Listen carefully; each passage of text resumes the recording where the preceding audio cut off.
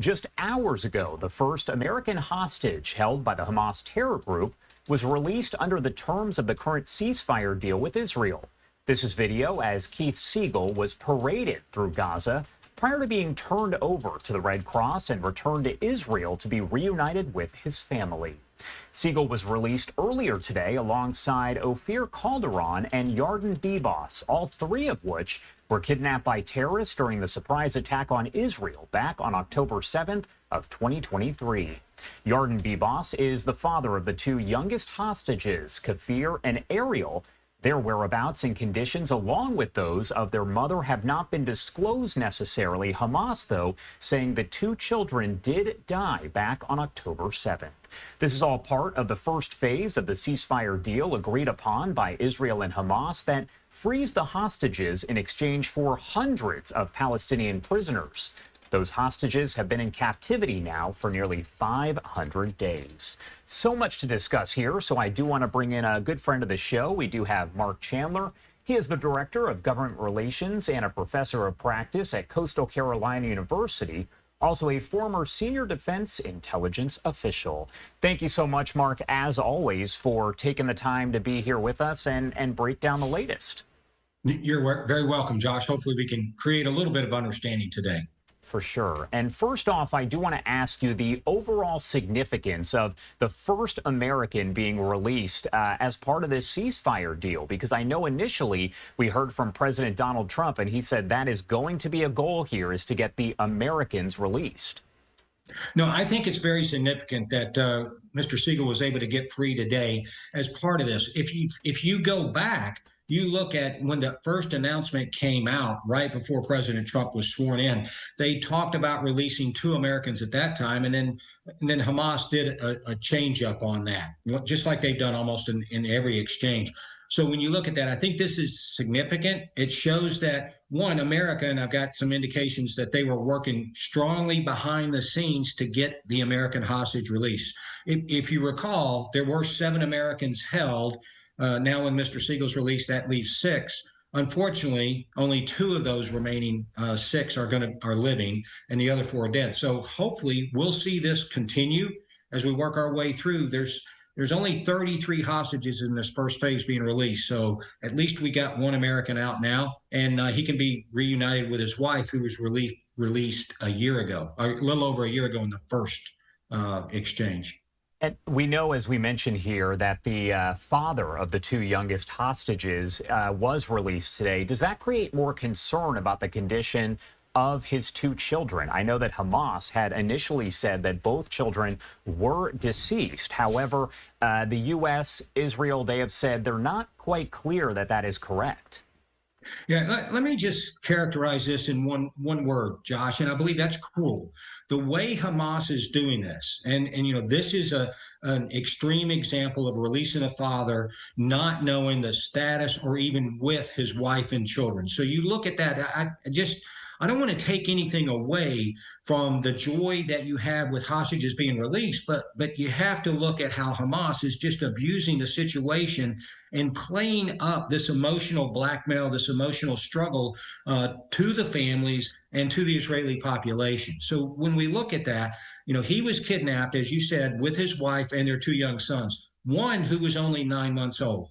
Now, Hamas has said as far back as November of 23 that the family was killed in a bombing that was taking place in Gaza at that time, but there's been no confirmation of that.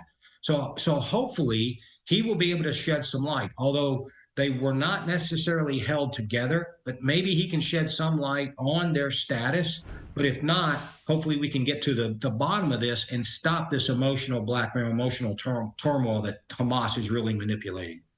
One thing that stands out to me is the fact that initially we were told that it appeared that the women and children would be released first as far as the hostages go, and that they'd be civilians. But we've seen, as you see here today, several men released. What do you make of that?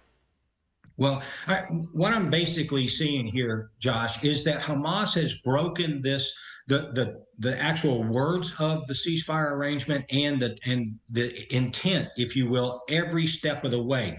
And so when you look at it, 33 hostages in the first deal, women, children, the sick, and men over 50. They have not followed that. As a matter of fact, last Saturday, they were supposed to release a female. They pulled her name and put somebody else. She was released Thursday eventually. So when you look at this, it's just Hamas manipulating the situation, not going to the deal. Now, the problem is Israel really can't push back against that too much, because what are they going to do? Say, no, we don't want these hostages? So Hamas knows it's in the driver's seat, and it's taken full advantage of that to manipulate this and really manipulate this whole process to their advantage, manipulate the Western press, and then play on the weaknesses of the emotional turmoil that everyone's going to be going through. Yeah, a lot still kind of playing out here. I did want to get your take on the fact that there were two different hostage releases that took place this 1 week. There was Thursday and then today. Do we know why that happened? Because there's been one each week, but this week specifically, two of them. Yeah, that was a little bit odd, Josh. They broke the cycle. As a matter of fact, they've already announced today that there's only going to be one for next week, next Saturday, which is the way this was supposed to play out. I think this goes a little bit to number one, Hamas probably doesn't have direct access or control over all the hostages. Remember, the Palestinian Islamic Jihad also is holding some of the hostages, so Hamas has to get them back from there. So maybe there's a little bit of problem locating all those hostages. But again, I want to put this out there that, and I hate to sound like a broken record, but Hamas is manipulating the situation, that they're staging every one of these release events. So what they were able to do on Thursday and then again today is play up to the media, try to play in for some international sympathy and play this out. That's one aspect of controlling the narrative in this and controlling the timing. The second is they're playing up for victory. When you look at these releases, they're on a stage, they're on a banner. You just saw with Mr. Siegel, the banner behind him said, Zionists will not win. So they're playing this big propaganda time. I think this gave them 2 sessions this week to really be able to do that. So I think Hamas is going to do this the way they can. There was even a lot of chaos and trouble at the Thursday release. I know that there's a lot of talk about how Hamas lost control. I think that was a planned loss of control to try to manipulate the situation and create more internal Palestinian support for Hamas. We've talked about this in the past, but tell me what we know about these hundreds upon hundreds of Palestinian prisoners that are being released in exchange for the hostages. Well, when we look at it, for 33 Israeli hostages, there's supposed to be almost 1,900 Palestinian prisoners released. And listen, some of those were actually rolled up soon after October 7th, 2023. You know, when Hamas attacked Israel, Israel's going in there to try to secure the situation. It's a very chaotic situation, and they rolled some of those up. But you have at least 800 of these prisoners being released, some serving life sentences. A majority of those have conducted terrorist attacks against Israel going back into the early 2000s. So you've got some really bad characters who are being released in this. Matter of fact, one of the guys released, one of the terrorists, because I am going to call him that, released on Thursday, has already come out and publicly said, you know, we need to resist. We need to push back. He was the combat leader of the Al-Aqsa Brigade, which is the armed arm of Fatah, the other political party that the Palestinians have. So you're getting some really bad characters out there. You're getting them back into the fold. Some are supposed to be deported. That's really a shadow game, if you will, because they're going to be able to get back into Gaza or the West Bank and start planning against Israel, planning attacks. It's just going to be a never-ending cycle as these bad people get released out into the public. We are still in the first phase of the ceasefire deal. Do we have any idea what to expect for the second part of the deal? And are we on track? Because the first phase was supposed to last about 6 weeks. Yeah, well, actually, I think we're sitting pretty good for where we are on this day. So the first part of the first phase, so it's kind of 2 parts of the first phase, you know, they were supposed to begin negotiations again on the 16th day. That'll be Monday or Tuesday. I believe they've actually had some back channel discussions at this point in Qatar. So you can continue to see that. We'll see how the hostage release goes. I don't want to take anything away from the hostage release, but I do want to call out Hamas has been disingenuous throughout the release up to this stage. So on the day 16, we start talking about what happens on day 43, because the first phase goes through 42 days. Only 33 hostages are going to be released. So you still have about 81, sitting in there right now today. They've got to plan and for the release of those, coordinate that. But at the same time, they have to talk about a full military withdrawal, Israeli military withdrawal, and start to get more humanitarian aid flowing, which there's thousands of tons of civilian aid flowing in there right now. So I think we're going to see progress. But when we get to day 42 and 43, what's the status of the remaining hostages? I think that's going to be a big challenge, a big hurdle that they're going to have to overcome. And that's even before we get to phase 3, which is a years-long rebuilding effort. My last question here before I let you go. We know that President Donald Trump did invite Prime Minister Netanyahu to attend the White House in the coming days. He's expected to be there on Tuesday. First off, do we know that he's confirmed that he will be there? And what do we expect from that visit? From everything I can see, Netanyahu is going to go. I think this is precedent setting. This is the first state of head to officially visit President Trump as president. So I think what we're doing here, I think what the United States is doing and what Israel will be able to do is, we're sending a message. And that message is the United States believes in Israel and the United States has Israel's back. I know that the last administration said they did, but their actions did not support their words many times throughout the struggle and the fight with Hamas.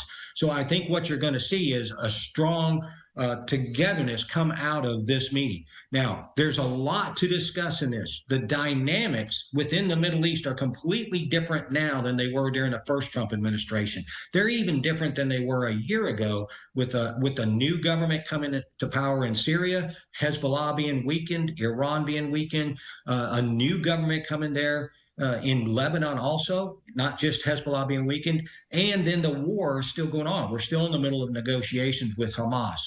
But I think what they really have to look at once they get through and understand that basic aspect, couple of things. One, can we go to the next phase of the Abraham Accords? That went off the rails during the Biden administration. Now's the opportunity to how do we promote peace throughout the region and get President Trump initiative back on that. The next thing, the big elephant in the room, that's Iran. Iran is at its weakest point since 1979. However, Iran, both overtly and covertly, is still pursuing nuclear weapons. And that's something that the United States and Israel both do not want Iran to have. So I think there's going to be some serious discussion, or there should be, in my humble opinion, that we have to figure out how to stop Iran nuclear weaponization. And that goes on the line from diplomatic efforts all the way to military efforts that need to be discussed and put on the table realistically. So this is a significant meeting with a long-ranging, far-reaching impact and follow-on as this carries on. Mark Chandler, as always, thank you so much for joining the conversation and helping break it all down. Anything else you want to add about any of this before I let you go? Josh, I think this interview covered a lot of information. Your questions were spot on as always. But I think what we need to look at and what the viewers need to understand is this is a complex environment here, with so many permutations of what could happen. We didn't even touch on Hezbollah today, and that's still a question, and that's a challenge to Israel's north. Not just the fighting that's taking place with Hamas, the hostage to prisoner exchange, but the complexities of the Middle East. I think that's a big challenge facing both Israel and the United States going forward. All right, Mark, as always, thank you so much for taking the time to be here with us. We appreciate it. Josh, you're quite welcome. Have a great rest of the day.